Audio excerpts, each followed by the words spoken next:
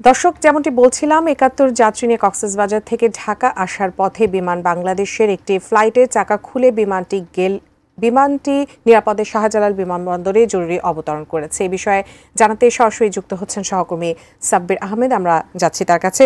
সাব্বির, আমরা জানি যে নিরাপদেই কিন্তু অবতরণ করেছে বিমানটি, কিন্তু একটি বিষয় জানার ছিল যে এই যে চাকা খুলে যাওয়ার বিষয়টি, এতে আসলে গাফিলতির যে বিষয়টি ছিল, কাদেরকে বা কাউকে কোনো দায়ী করা হয়েছে কিনা?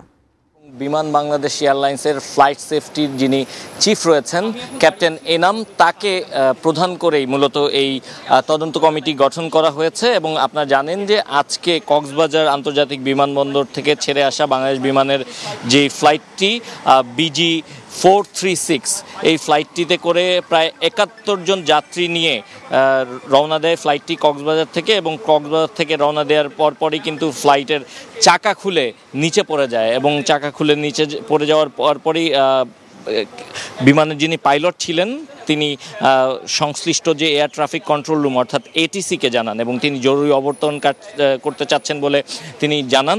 পরবর্তীতে ঢাকার শাহজালাল আন্তর্জাতিক বিমানবন্দরে সব ধরনের প্রস্তুতি নেওয়া হয়েছিল, এবং সেই প্রস্তুতির অংশ হিসেবে বিমানটি বেলা ২:৩০ নাগাদ হযরত শাহজালাল আন্তর্জাতিক বিমানবন্দরে নিরাপদে জরুরি অবতরণ করেন। এবং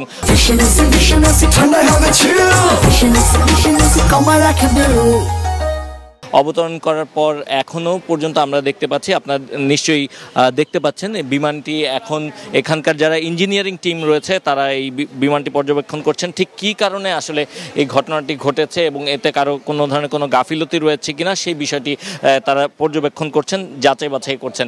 এবং সবচেয়ে আশার কথা সেটি হচ্ছে পাইলটের দক্ষতার কারণে এই বিমানে থাকা যতজন ক্রু এবং বিমানের কর্মী এবং যে যতজন যাত্রী ছিলেন তারা প্রত্যেকেই নিরাপদে এসে অবতরণ করেছেন, এবং প্রত্যেকে এখানে আসার পর তাদেরকে নিরাপদে তারা প্রত্যেকেই নিজ নিজ গন্তব্যে চলে গেছেন। আমরা এখানে আসার পর এখানে যারা ছিলেন কর্তৃপক্ষ তাদের সঙ্গে কথা বলেছি, তারা বলেছেন যে যাত্রীরা নিরাপদে নামার পর তারা তাদের নিজ নিজ যেই গন্তব্য সেই গন্তব্যে তারা চলে গেছেন। এবং এ ব্যাপারে আমরা বিমানের যিনি AGM জনসংযোগ বিভাগের